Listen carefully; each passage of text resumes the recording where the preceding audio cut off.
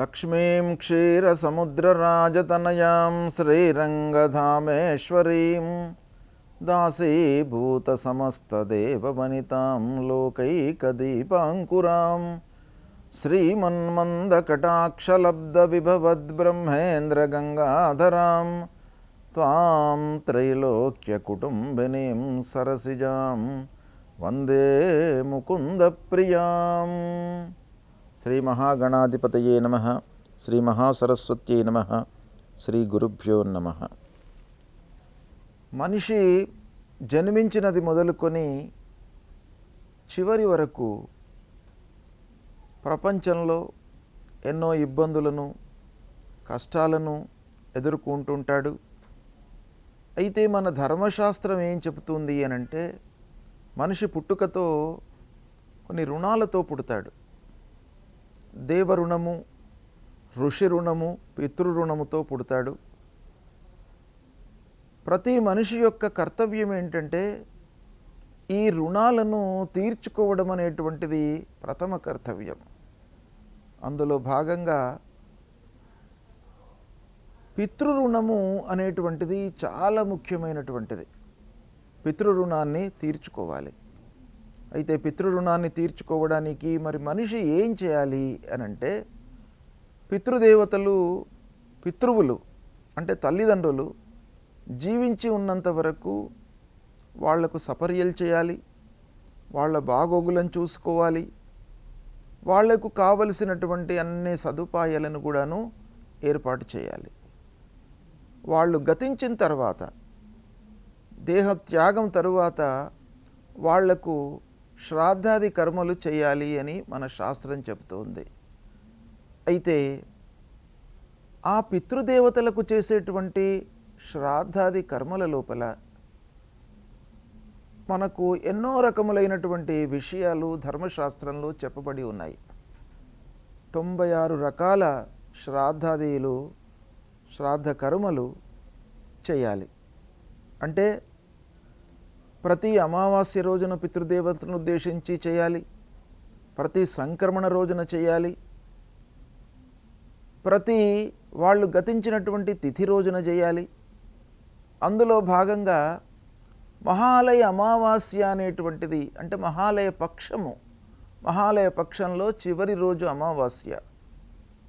ఈ మహాలయ పక్షంలో ప్రతి వాళ్ళు కూడాను పితృదేవతలను ఉద్దేశించి శ్రాద్ధాదులు చేయడం అనేటువంటిది శాస్త్ర విహితంగా మనకు చెప్పబడి ఉంది.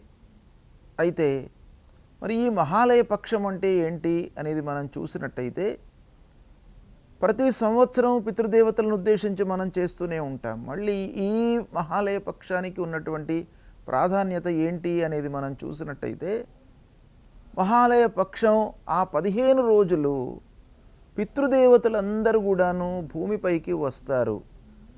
అంటే ఈ భూమిపైన ఉంటూ ఉన్నటువంటి వాళ్లకు సంబంధించినటువంటి వంశస్థులు, పిల్లలు, మనుమలు, వీళ్ళందరూ కూడాను చేసేటువంటి కార్యక్రమాలను, అంటే పితృదేవతలకై ఉద్దేశించి చేయబడేటువంటి కార్యక్రమాలను స్వీకరించడానికి వాళ్ళందరూ కూడా ఇక్కడికి వస్తారు అనేటువంటిది మనకు శాస్త్రం చెప్తోంది.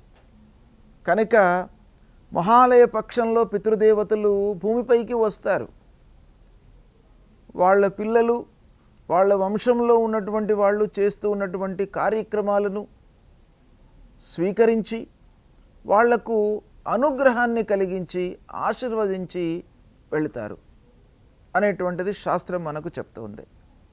అయితే ఇందులో ఈ మహాలయానికి, అంటే మహాలయ పక్షాల్లో పితృదేవతలందరూ కూడాను ఆ పితృ రుణము తీర్చుకోవడానికి ఏదైతే వీళ్ళు చేస్తున్నారో పిల్లలు, అవి స్వీకరించడానికి వాళ్ళు వస్తున్నారన్నమాట భూమిపైకి ప్రతి సంవత్సరం.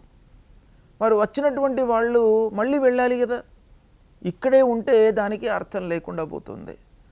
కనుక మనకు శాస్త్రం ఏం చెప్తుంది అనంటే, భాద్రపద కృష్ణపక్షం లోపల, దాన్ని మహాలయ పక్షం అంటాం, ఆ పక్షంలో వచ్చినటువంటి పితృదేవతలందరూ కూడాను ఈ ఆశ్వయుజ మాసంలో వచ్చేటువంటి అమావాస్య రోజున మళ్ళీ పితృలోకానికి వెళ్ళిపోతారు. కనుక ఈ నెల రోజుల పాటు దాదాపు మహాలయ పక్షం మొత్తం 15 రోజులు కూడాను భూమిపైన ఉంటారు. మళ్ళీ ఆశ్వీజ మాసం లోపల కూడాను శుక్లపక్షము, కృష్ణపక్షము ఈ 2 పక్షాల లోపల కూడాను భూమిపైన ఉంటారు. ఎవరైనా కూడాను ఏదో కారణాంతరం మూలకంగా శ్రాద్ధాదులు పక్షంలో మహాలయ పక్షంలో చేయలేనటువంటి వాళ్ళు ఈ ఆశ్వీజ శుక్లంలో కానివ్వండి, ఆశ్వీజ కృష్ణం లోపల కానీ చేయవచ్చు అనేటువంటిది శాస్త్రం చెప్తూ ఉంది. యావద్ వృశ్చిక పర్యంతం అని శాస్త్రం చెప్తూ ఉంది. కాబట్టి ఈ అమావాస్యకు, ఆశ్వీజ బహుళ అమావాస్యకు ఒక ప్రత్యేకత ఏంటంటే, ఈ మహాలయ పక్షం నిమిత్తమై భూమిపైకి వచ్చినటువంటి పితృదేవతలు మళ్ళీ పితృలోకానికి వెళ్తారు ఈ అమావాస్య రోజున, ఆశ్వీజ అమావాస్య రోజున. కనుక ఈ మహాలయ పక్షంలో మనం చేసేటువంటి శ్రాద్ధాదులు, తర్పణాలు ఇవన్నీ స్వీకరించి తృప్తులయ్యి, అంటే వాళ్ళు తృప్తి చెందుతారు. మనం చేసినటువంటి కార్యక్రమాలు, శ్రాద్ధాదులు, తిలతర్పణాలు, పిండ ప్రదానాలు, అన్నదానాలు, వస్త్రదానాలు ఇవన్నీ కూడాను స్వీకరించి వాళ్ళ వంశంలో పుట్టినటువంటి వాళ్ళందరినీ కూడాను దీవించి తృప్తి చెంది, అంటే తిలతర్పణము మనము నీళ్లు విడవడంతో వాళ్ళు తృప్తి చెందుతారు. అలాంటి తృప్తిని పొందిన తర్వాత ఆశ్వీజ అమావాస్య రోజున మళ్ళీ వాళ్ళు తిరిగి పితృలోకానికి వెళతారు అనేటువంటిది మనకు శాస్త్రం చెప్తుంది. అయితే ఈ వెళ్ళేటువంటి ఈ ప్రయాణం లోపల మార్గం వాళ్లకు చూయించడానికి, అంటే పితృదేవతలకు కళ్ళు ఉండవు, అంటే చూపు ఉండదు అని ఒక శాస్త్రం చెప్తుంది. కనుక వాళ్లకు మార్గం నిర్దేశించడానికి, మార్గాన్ని చూయించడానికి మనము ఈ ఆశ్వీజ అమావాస్య రోజున మనము దీపాలను వెలిగించి వాళ్లకు మార్గాన్ని చూపిస్తారు. ఇక్కడ భూలోకంలో ఉన్నటువంటి వాళ్ళు అనేది కూడాను మనకు పురాణ ఇతిహాసాలలో చెప్పబడి ఉంది. కాబట్టి ఈ ఆశ్వీజ మాసంలో వచ్చేటువంటి అమావాస్యకు అత్యంత ప్రాధాన్యత ఉంది.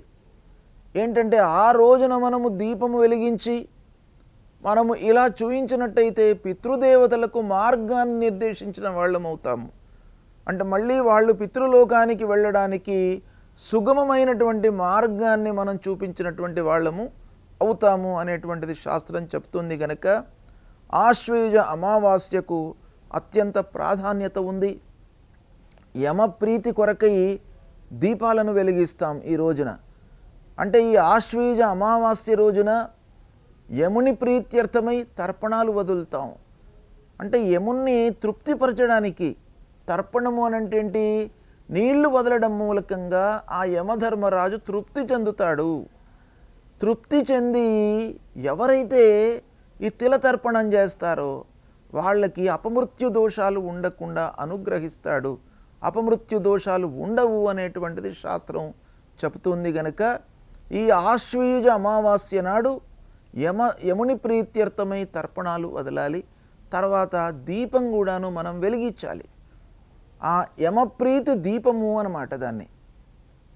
ఆ యముని ప్రీతి చెందడానికి, యముడు ప్రీతి చెందడానికి ఏదైతే మనం దీపాన్ని వెలిగిస్తామో అది యముని కొరకే కాకుండా పితృదేవతలకు మార్గనిర్దేశనం కొరకు కూడాను అది ఉపయోగపడుతుంది. కనుక మనకు కర్తవ్యం ఏంటంటే ఆశ్వీజ అమావాస్య రోజున అందరూ కూడాను పితృదేవతల ప్రీత్యర్థమై తిలతర్పణాలు చేయడము, యముని ప్రీత్యర్థమై తర్పణాలు వదలడము, యముని ప్రీత్యర్థమై దీపం వెలిగించడము, పితృదేవతలకు మార్గనిర్దేశనం కొరకు దీపం వెలిగించడము, ఇవన్నీ కూడాను కర్తవ్యాలు అని చెప్పేసి మనకు శాస్త్రంలో చెప్తుంది. గనక ఆశ్వయుజ అమావాస్య రోజున అందరూ కూడాను ఇది నేను చెప్పినటువంటి విశ్లేషణను అర్థం చేసుకొని దాని ప్రకారంగా పితృదేవతల ప్రీత్యర్థమై మీరు చేసినట్టయితే పితృదేవతలకు సద్గతి కలుగుతుంది, వాళ్ళ యొక్క అనుగ్రహము మీకు కలుగుతుంది. కాబట్టి తప్పకుండా ఇది ఆచరించండి.